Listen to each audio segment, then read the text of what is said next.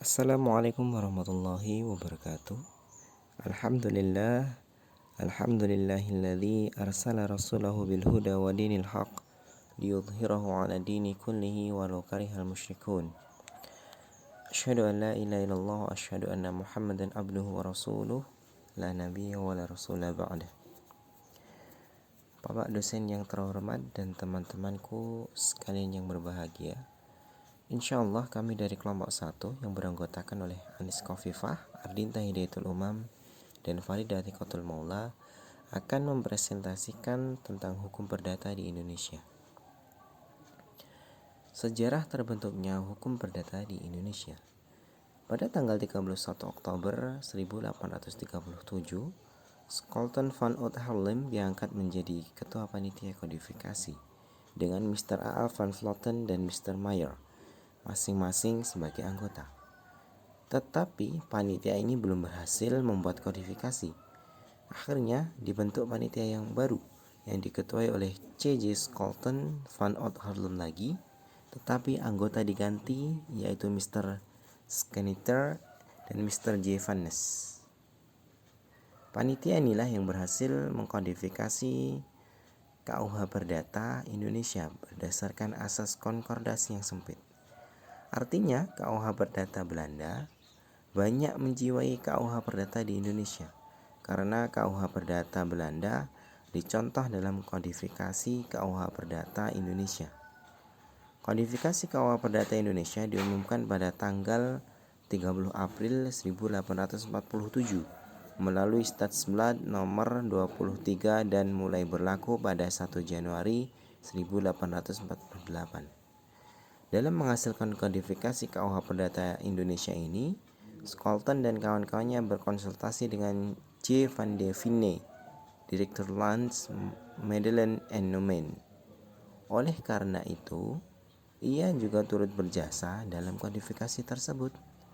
Di samping itu, sejarah mengenai perkembangan hukum perdata yang berkembang di Indonesia, bahwa hukum perdata yang tertulis berlaku di Indonesia merupakan produk hukum perdata Belanda yang diberlakukan asas konkordasi, yaitu hukum yang berlaku di negeri jajahan Belanda sama dengan yang ada di Belanda.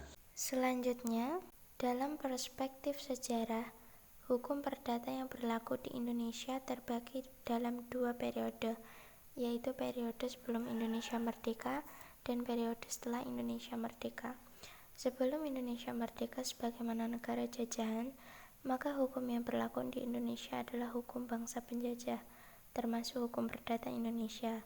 Hukum perdata yang diperlakukan bangsa Belanda untuk Indonesia mengalami adopsi dan perjalanan sejarah yang sangat panjang pada masyarakat Indonesia mengenal hukum adat atau hukum agama.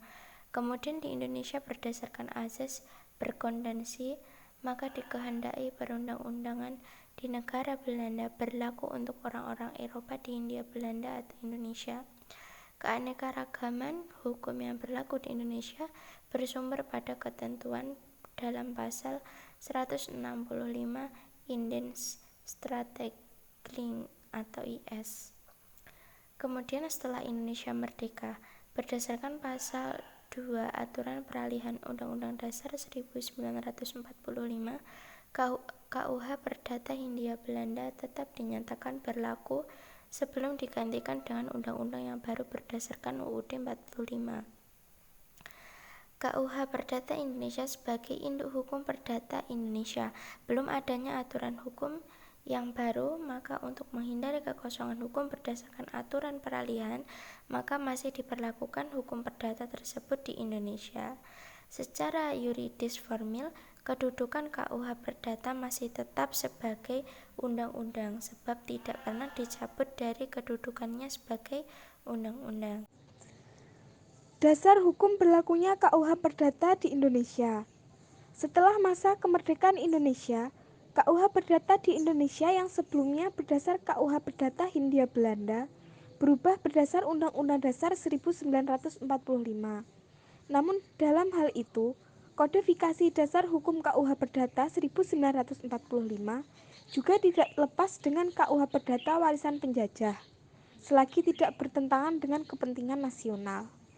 Maka KUH Perdata di Indonesia telah memiliki dasar Undang-Undang Dasar 1945, namun tidak lepas akan pengaruh dan warisan KUH Perdata Hindia Belanda.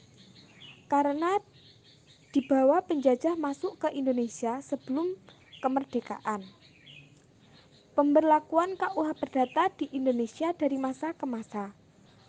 Berlakunya KUH Perdata di Indonesia tidak lepas akan pengaruh politik liberal Belanda yang mencoba berupaya melakukan perubahan yang mendasar dalam tata hukum kolonial. Kebijakan ini disebut the Bewies Rechtspolitik. Berdasar asas konkordinasi, maka kodifikasi hukum perdata Belanda menjadi contoh kodifikasi hukum Eropa di Indonesia. Kodifikasi mengenai hukum perdata disahkan melalui Koninklijk Beswet tanggal 1 Oktober 1838 dengan Setsblad 1838 nomor 12 yang dinyatakan berlaku sejak tanggal 1 Oktober 1838 dan melalui pengumuman Gubernur Jenderal Hindia Belanda tanggal 3 Desember 1847. Dinyatakan sejak tanggal 1 Mei 1948, BW berlaku di Indonesia. Keberadaan hukum acara perdata yang merupakan warisan pemerintah Hindia Belanda belum mampu menjawab perkembangan kebutuhan masyarakat yang sangat dinamis. Upaya untuk menjawab kebutuhan masyarakat atas keberadaan hukum acara perdata telah dilakukan melalui pengaturan yang tersebar di beberapa undang-undang antara lain seperti Undang-Undang Nomor 48 Tahun 2009 tentang kekuasaan kehakiman dan Undang-Undang Nomor 14 Tahun 1985 tentang Mahkamah Agung sebagaimana diubah dengan Undang-Undang Nomor 5 Tahun 2004 dan terakhir diubah dengan Undang-Undang Nomor 3 Tahun 2009. Selanjutnya, pengaturan yang tersebar di banyak tempat ini berpotensi menimbulkan inkonsistensi dalam pelaksanaannya, apalagi pengaturan mengenai hukum acara ini tidak diatur secara rinci sehingga memerlukan peraturan pelaksanaannya. Sayangnya, peraturan pelaksanaan yang dibutuhkan untuk mengatur hal-hal teknis yang diamanatkan oleh undang-undang sehingga berdampak pada kesulitan dalam praktik pengadilan. Untuk mengatasi hal tersebut, maka Mahkamah Agung kemudian sesuai dengan kewenangannya membuat peraturan Mahkamah Agung atau Perma. Keberadaan Perma tersebut untuk menjawab proses peradilan perdata yang tidak dapat dilakukan efektif, cepat, dan terjangkau. Tidak seperti peradilan pidana yang mengenal acara pemeriksaan singkat dan acara pemeriksaan cepat untuk jenis perkara tertentu. Peradilan perdata yang mengacu pada Het Verzin Indonesisch Relegement atau HIR dan Relegement Patinyuslin atau RPG tidak memiliki mekanisme yang dianggap mudah untuk penyelesaian sengketa yang sederhana.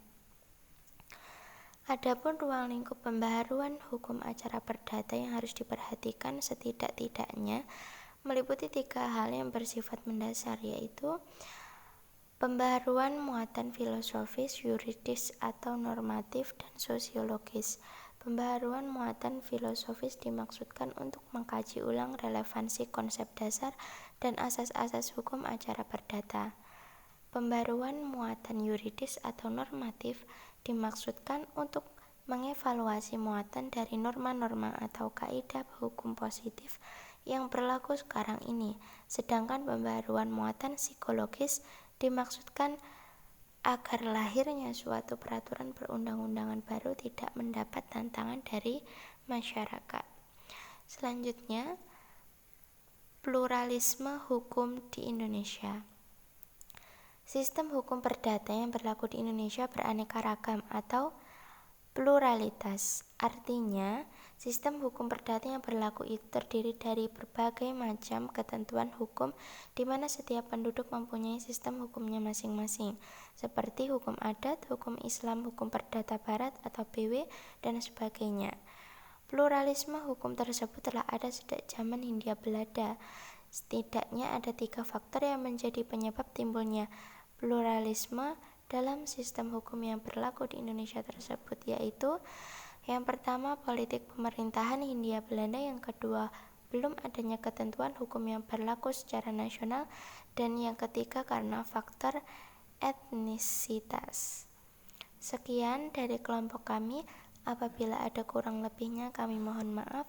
Wabillahi taufik wal hidayah wa ridho wal inayah. Wassalamualaikum warahmatullahi wabarakatuh.